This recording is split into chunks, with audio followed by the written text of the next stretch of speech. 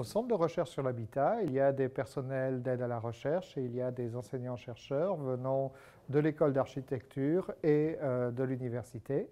L'important, c'est de proposer des directions, d'animer et de gérer ces directions et ces contrats de recherche, c'est-à-dire des missions individuelles et collectives. C'est de faire en sorte que les gens travaillent ensemble, soient heureux évidemment de travailler ensemble et qui partagent leurs idées et leurs hypothèses. Pourquoi le CRH doit subsister et exister? Parce qu'il y a des dynamiques scientifiques nourries par de nombreux chercheurs et qu'il n'y aurait pas de raison d'arrêter ces dynamiques. Et puis la seconde raison, certainement plus déterminante, c'est son appartenance à une école d'architecture en même temps qu'à une UMR du CNRS.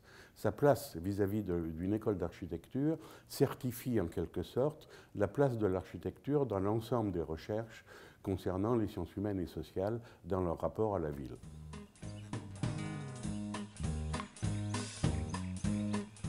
Ce qui a été décisif dans ma décision d'intégrer le Centre de recherche sur l'habitat, c'est l'interdisciplinarité. En fait, le CRH est un espace où on peut retrouver des architectes, des urbanistes, des sociologues, des philosophes, des anthropologues, tous intéressés par les problématiques de l'habitat. Et ces interactions, en fait, enrichissent notre travail collectif et plus particulièrement mon travail personnel de recherche. J'ai choisi de vous présenter deux clés de mon trousseau pour symboliser le lien avec le Centre de recherche sur l'habitat. Tout d'abord, la clé d'appartement, puisque beaucoup d'entre nous travaillent sur l'accès au logement et la difficulté du maintien dans celui-ci.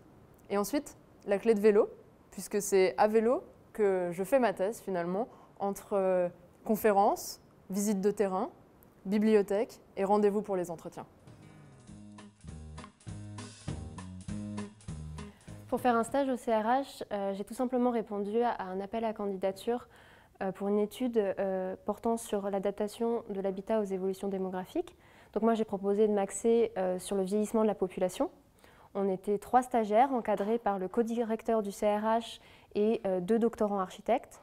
Et le stage s'est déroulé en 2 temps. Dans un premier temps, on a d'abord fait des études plutôt individuelles, donc moi sur le vieillissement de la population et mes 2 collègues sur les questions de la cohabitation et des familles monoparentales. Et dans un second temps, on a mis en commun et on a essayé de rendre un dossier plus général pour la CDC, l'ANA et l'USH qui étaient nos partenaires pour l'étude. Einstein disait « Il n'y a pas de recherche appliquée, il n'y a que des applications de la recherche ». Ça veut dire quoi très concrètement? Ça veut dire que ce que nous trouvons, c'est des méthodes, c'est des manières d'approcher les choses. Ça veut dire de rendre les choses plus simples alors qu'elles semblent plus compliquées. C'est finalement se méfier des évidences toutes faites. Quelles ont été tes motivations pour intégrer le CRH? Dire.